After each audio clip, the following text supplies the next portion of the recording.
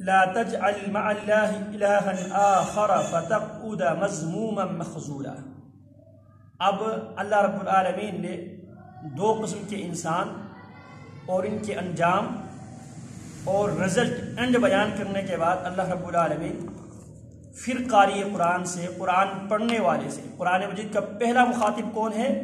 نبی اکرم صلی اللہ علیہ وسلم۔ اسی لیے فرمایا لا تجعل، تو مت بنا، لا من نہیں تجعل، لا تجعل مع اللہ الہا آخر فتقعد مذموما مخذولا۔ اللہ کے ساتھ کوئی دوسرا معبود مت بنا۔ لا تجعل، اے قرآن پڑھنے والا قاری قرآن، لا تجعل مت بنا، مع اللہ، اللہ کے ساتھ، مع اللہ، اللہ کے ساتھ، الہا آخر، کوئی دوسرا معبود۔ اگر بناؤ گے تو پھر کیا ہوگا انجام؟ فتقعد مذموما مخذولا۔ فتقعد، قعد یقعد سے کیا کسے کہا جاتا ہے؟ مقعد، بیٹھنے کی جگہ۔ فتقعد، تو بیٹھا رہے گا، فتقعد تو بیٹھا رہے گا، مذموما، مذمت کیا ہوا، مخذولا، بے یارو مددگار ہو کر تو اکیلا ہی بیٹھا رہے گا۔ کب؟ جب اللہ کے ساتھ کسی اور کو معبود بنانے کی صورت میں فتقعد، تو بیٹھا ہی رہے گا، مذموماً، مذمت کیا ہوا، مخذولاً، بے یارو مددگار۔ لہٰذا یہ کام نہیں کرنا ہے، پہلی بات۔ دوسری بات، وَقَضَى رَبُّكَ أَلَّا تَعْبُدُوا إِلَّا إِيَّاهُ۔ دوسری بات، وَقَضَى رَبُّكَ، اور تیرے رب کا یہ اٹل فیصلہ ہے۔ وَقَضَى، اور فیصلہ کر دیا ہے، ربک، تیرے رب نے کیا فیصلہ کیا ہے؟ اللہ تعبدوا الا ایاہ، اس کے سوا کسی کی عبادت نہ کرو۔ یہ کہ اللہ تعبدوا، یہ کہ تم عبادت نہ کرو، الا ایاہ، صرف اسی کی عبادت کرو، الا ایاہ، صرف اسی اللہ کی عبادت کرو، وَإِيَّايَ فَاتَّقُونَ وَإِيَّايَ فَارْحَبُونَ، صرف مجھ سے ڈرو، وَإِيَّايَ فَارْحَبُونَ، صرف مجھ سے ڈرو، وَإِيَّايَ فَاتَّقُونَ، صرف مجھ سے ہی ڈرو۔ اور دوسری بات، وَبِالْوَالِدَيْنِ إِحْسَانًا، اور تیرے والدین کے ساتھ، وَبِالْوَالِدَيْنِ، اور والدین کے ساتھ۔ پہلی بات کیا ہے؟ اللہ تعبدوا الا ایاہ، اللہ کے سوا کسی اور کی عبادت نہ کیا جائے۔ وَبِالْوَالِدَيْنِ، اور والدین کے ساتھ، احساناً، اچھا سلوک کرنے کا تیرے رب نے فیصلہ کر ہی دیا ہے۔ اما یبلغن عندک الکبر احدہما او کلاہما فلا تقل لہما اف ولا تنہرہما وقل لہما قولا کریما۔ اما یبلغن، اما اگر کبھی، اما اگر کبھی، یبلغن تیرے پاس پہنچ ہی جائے، عندک تیرے پاس، احدو الکبر بڑھاپے میں، احدہما، اما اگر کبھی، یبلغن پہنچ جائے، عندک تیرے پاس، الکبر بڑھاپے میں، احدہما ان میں سے ایک، والدین میں سے ایک، دو ہے نا، دو میں سے ایک، یا والد یا والدہ، بڑھاپے میں، او کلاہما، یا ان دونوں کو اللہ رب العالمین بڑھاپے تک اللہ رب العالمین کو فرصت دے، اللہ ان کو عمر دے۔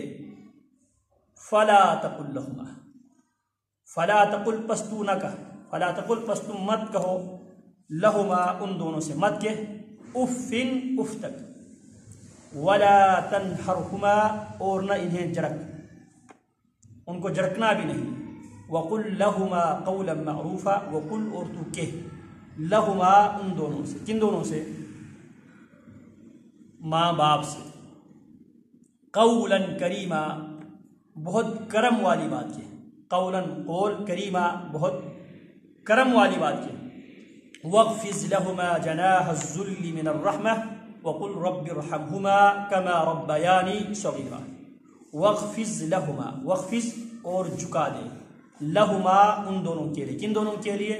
ماں باپ کے لیے، جناح الذُّلِّ، رحم دلی کی پر، جناح ہمارا کہتے ہیں پر کو، الذُّلِّ رحم دلی کی، من الرحمتی، رحمت سے بھرے ہوئے، وقل، ایک طرف تو نے سلوک رویہ نرم رویہ اختیار کرنا ہے، ان کے ساتھ شفقت، پیار، محبت والے ماحول تو نے بنا کے ان کو دینا ہے۔ وَقُلْ رَبِّ ارْحَمْهُمَا، اور جب تو علیحدگی میں ہو، جب تو نماز پڑھنے لگ جائے، جب بھی تو اللہ کے ساتھ مناجات کرنے لگ جائے، وَقُلْ، اور تو کہہ، یہ بھی اللہ کا حکم ہے، رَبِّ ارْحَمْهُمَا، اے اللہ میرے والدین پہ رحم فرما۔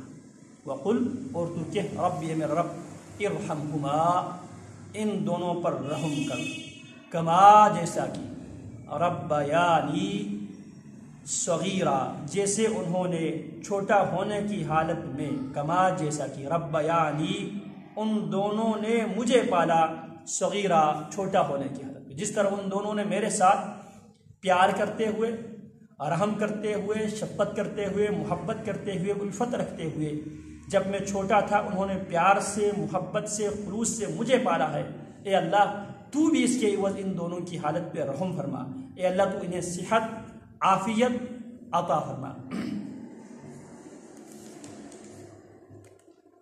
تو یہاں پہ وَقَضَى رَبُّكَ أَلَّا تَعْبُدُوا إِلَّا إِيَّاهُ وَبِالْوَالِدَيْنِ إِحْسَانًا، اور تیرے رب نے فیصلہ کر دیا ہے اس کے سوا کسی کی عبادت نہ کرو، اور ماں باپ کے ساتھ بہت اچھا سلوک کرو۔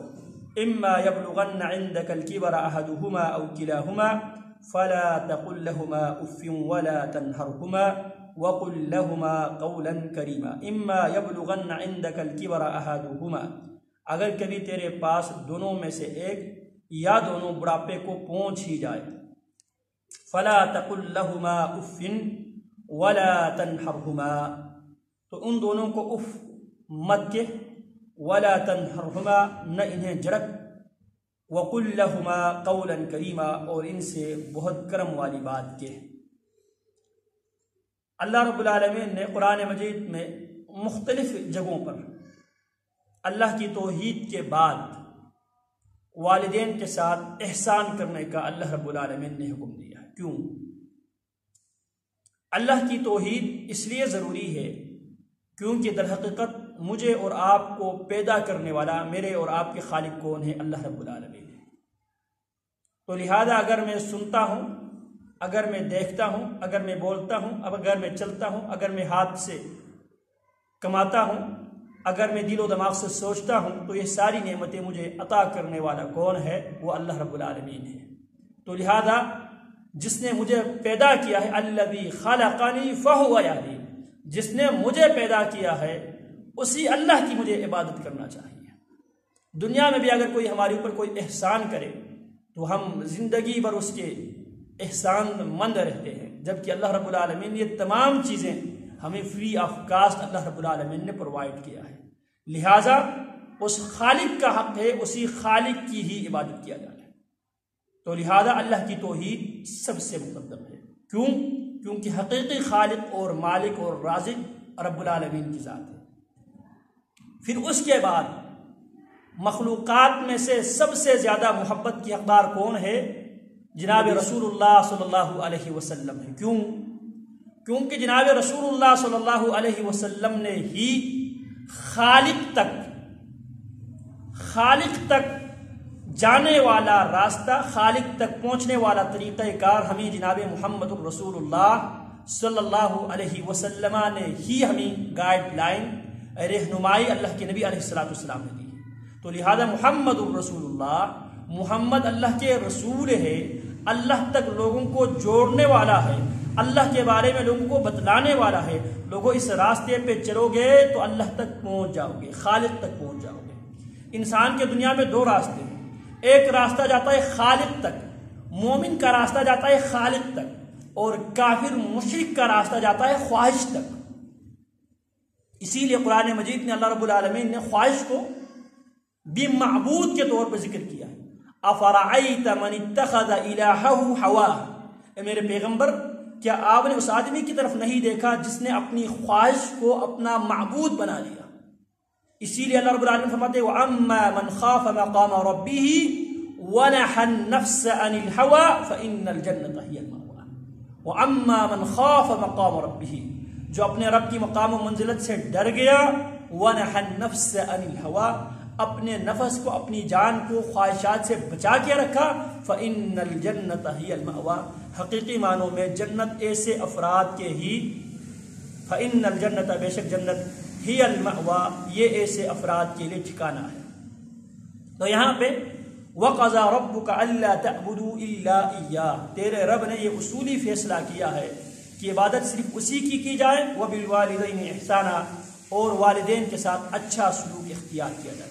تو بعد میں یہ کر رہا تھا اللہ کی عبادت کیوں، پھر اس کے بعد اللہ کے بعد کائنات میں سب سے زیادہ محبت، مودت، الفت، پیار کا سب سے زیادہ مستحق اللہ کے بعد اللہ کی مخلوق میں سے جناب محمد الرسول اللہ صلی اللہ علیہ وسلم کا پہلا نمبر ہے۔ کیونکہ محمد الرسول اللہ صلی اللہ علیہ وسلم ہی وہ واحد ہستی ہے جنہوں نے ہمیں اللہ تک جانے والا راستہ ہمیں بتلا دیا ہے۔ وَأَنَّ هَذَا صِرَاطِي مُسْتَقِيمًا فَاتَّبِعُوهُ وَلَا تَتَّبِعُوا السُّبُلَ فَتَفَرَّقَ بِكُمْ عَنْ سَبِيلِهِ ذَلِكُمْ وَصَّاكُمْ بِهِ وَلَا وَأَنَّ هَذَا صِرَاطِي مُسْتَقِيمًا، کائنات کے لوگوں جس راستے پہ میں محمد صلی اللہ علیہ وسلم گامزن ہوں، وَأَنَّ هَذَا صِرَاطِي مُسْتَقِيمًا، جس راستے پہ میں چل رہا ہوں یہی اللہ رب العالمین کا وہ صراط مستقیم ہے۔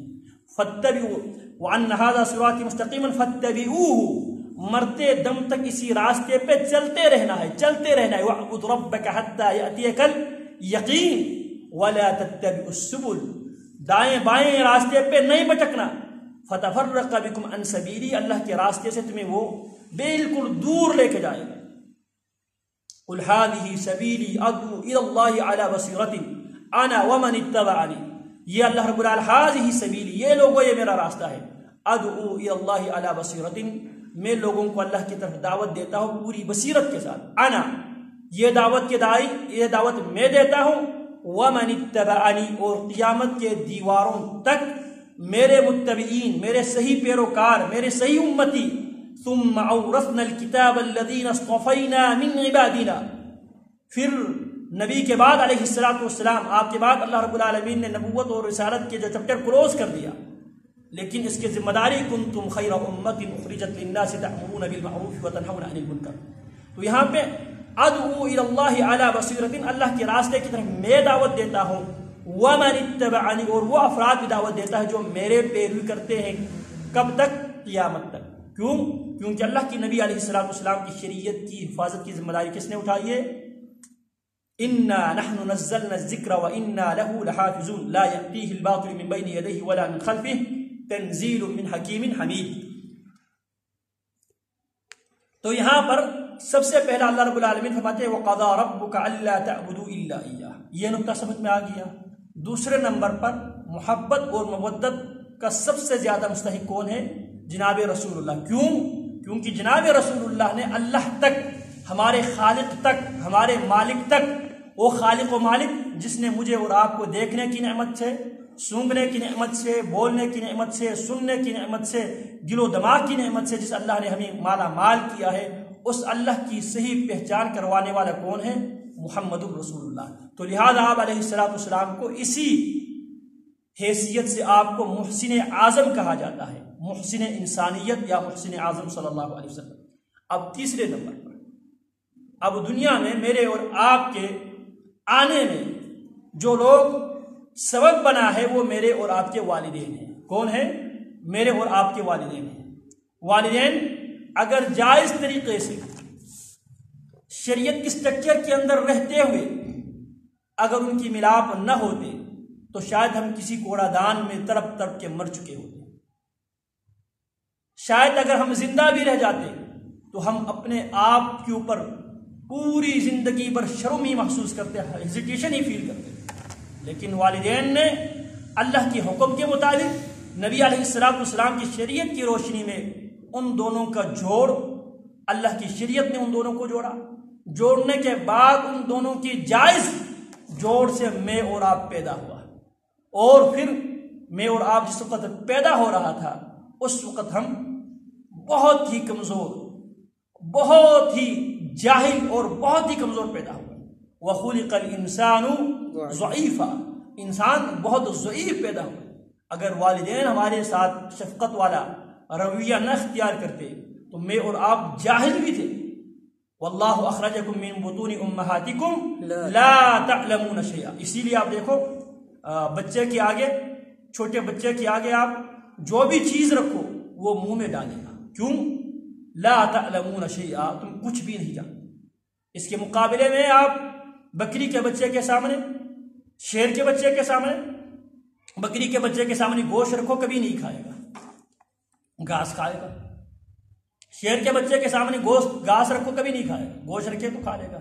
اللہ رب العالمین نے ان کو علم دیا ہے، ان کی ضرورت کے مطابق علم انسٹال کر کے اللہ نے ان کو تخلیق کیا، جبکہ ہم نے سب کچھ دنیا سے ہی سیکھنا ہے. اسی لیے اللہ رب العالمین نے نبی علیہ السلام کو بھیجا، یعلمہم الکتاب والحکمہ ویزکیہم ویتلو علیہم آیاتہ ویزکیہم ویعلمہم الکتاب والحکمہ.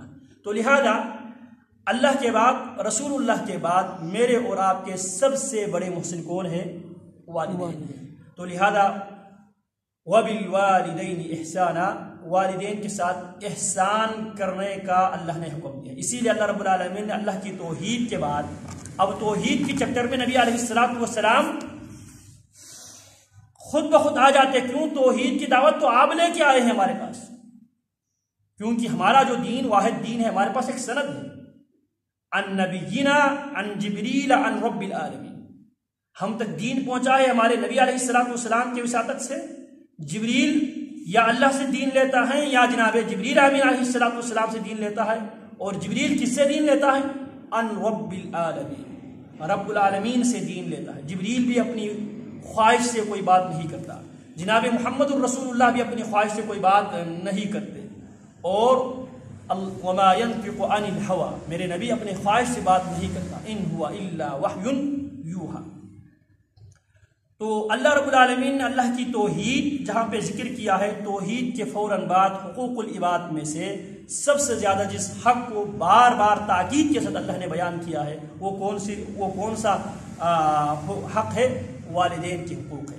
اما یبلغن عندک الکبر احدہما او کلاہما، اگر ان دونوں میں سے ایک یا دونوں بڑھاپے کی حالت میں تیرے پاس پہنچ ہی جائے، فلا تقل لہما اف، ان دونوں کو اف تک نہیں کہنا. اف، اکتاہٹ، تنگ آنے کی صورت میں سب سے کم درجے کا جو لفظ ہے وہ کیا ہے؟ سب سے کم درجے کا رد عمل کیا ہے؟ وہ اف ہے. تو لہٰذا کم درجے کا رد عمل بھی نہیں دکھانا. ولا تنہرہما، نہ ان دونوں کو ڈانٹنا ہے. وقل لہما قولا کریما، اور ان دونوں کو نرمی والی بات، ان دونوں کو بہت کرم والی بات کہنا ہے. وَخْفِضْ لَهُمَا جَنَاحَ الذُّلِّ مِنَ الرَّحْمَةِ، پھر اللہ حکم دیتے وَخْفِضْ لَهُمَا، ان دونوں کے لیے پھیلا دے. وَخْفِض اور پھیلا دے، لَهُمَا جھکا دے، لَهُمَا ان دونوں کا، خفض یخفض کا معنی کیا ہے؟